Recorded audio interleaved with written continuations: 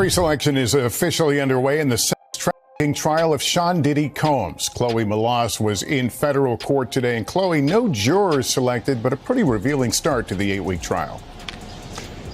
Lester, that's right. It was an illuminating first day of court. Combs entered the courtroom wearing a crew neck sweater and a white button-down shirt. He had some gray in his hair and in his goatee. And at one point, he told the judge that he needed to use the bathroom and that he was feeling a little bit nervous. Now, also, several celebrities were named today, although they haven't been accused of any wrongdoing. They might be mentioned during the course of the trial. Their names are Michael B. Jordan, Mike Myers, Kanye West, and his former girlfriend, Cassie Ventura, who has accused him of years of physical and emotional abuse. And she is expected to testify during the trial. Now, Combs has vehemently denied all of the allegations against him. I also want to point out that celebrity attorney Mark Garagos, he was present in the courtroom. His daughter is Tenny Garagos, one of the lead attorneys for Combs throughout this trial. Now, a source telling NBC News that he hasn't joined the team, but he is advising on jury selection. It's so difficult to reflect on the darkest times in your life. But sometimes you got to do that. I was fucked up. I mean, I hit rock bottom, but I make no excuses. My behavior on that video is inexcusable. I take full responsibility for my actions in that video. I'm disgusted. I was disgusted then when I did it. I'm disgusted now. I went and I sought out professional help. I had to go into therapy, and go into rehab. Had to ask God for his mercy and grace.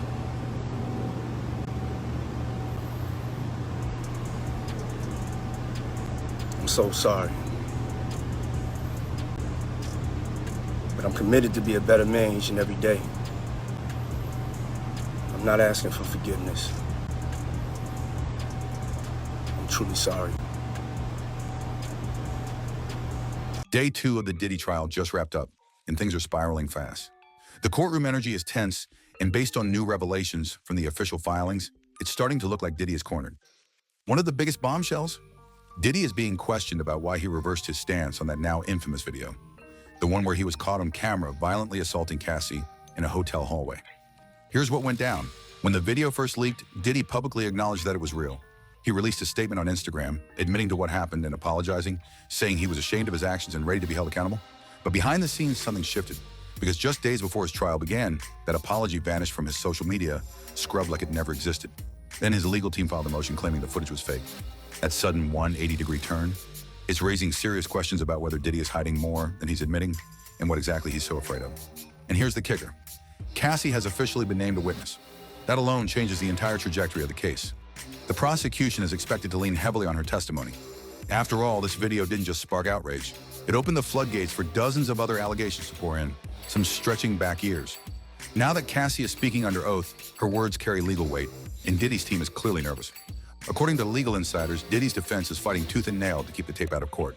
They're arguing that both the footage and any evidence seized from Diddy's mansion were obtained unlawfully. The motion filed by his lawyers claims that the warrants were overbroad, meaning the feds collected way more than they were authorized to. Their goal is to have every single piece of that evidence thrown out, including surveillance, devices, hard drives, and more. But according to multiple legal experts, that's unlikely to work. The video is already public, it's gone viral, it's burned into the internet forever, and under current federal rules, as long as the evidence wasn't obtained through clear constitutional violations, it's admissible. That means the judge could allow it to be presented in court, where jurors will see exactly what Diddy did with their own eyes. And let's not forget the enablers. Diddy didn't act alone. There are growing calls to hold everyone who helped cover up his alleged crimes accountable. Reports suggest that hotel staff were paid off to keep quiet, the security footage was tampered with, and high-profile guests turned a blind eye to what was happening at his parties. If proven true, those individuals could face serious legal consequences as well. People are starting to realize that Diddy's empire may have been built on silence and protection, from assistants to celebrity guests, to staff who may have witnessed illegal behavior and chose not to speak out. According to the court filings, even back in 2018, there were already disturbing claims emerging. One man, Jonathan Dye, who identified himself as Diddy's sex slave, said Diddy was pimping Cassie out to other men. At the time, he was dismissed as being delusional. But now, with this trial unfolding, people are starting to look at those old claims differently. There's also word that the federal prosecutors offered Diddy a plea deal. The terms were simple: admit to the crimes and give up the names of the bigger players behind the scenes. The co-conspirators? The ones running the machinery? Diddy refused. He said no. He'd rather go to trial than turn anyone in. That decision could end up costing him everything. As of now, jury selection is in progress. Over Monday and Tuesday, the judge pulled together an initial pool of 35 potential jurors. That number is expected to grow to 45 as more candidates are vetted for the 2-month-long trial. And they're not pulling any punches with the questions. Jurors are being asked if they're prepared to view Diddy's so-called freak-off tapes, a nickname for graphic, compromising footage that could implicate not just Diddy, but a wider network of powerful figures. These tapes are reportedly a critical part of the prosecution's strategy. They don't just prove Diddy's actions, they pull back the curtain on the culture he created. The footage is said to contain behavior that could expose criminal activity from other celebrities, executives, and people who've long stayed protected behind their fame and influence. As the trial continues to unfold, it's clear this isn't just about one man's downfall. It's about an entire ecosystem that allowed him to thrive unchecked for years. And now that system is finally being dragged into the light. It's official. Diddy's tapes will be played in court. That bombshell was confirmed by his legal team just days ago. These aren't just any tapes, but they were seized from his Miami mansion during the FBI raids that shook the internet last year. According to multiple insiders, the footage is extensive. Hundreds of hours stored on encrypted drives, and right now the FBI's forensic analysts are working nonstop to finish decrypting the data.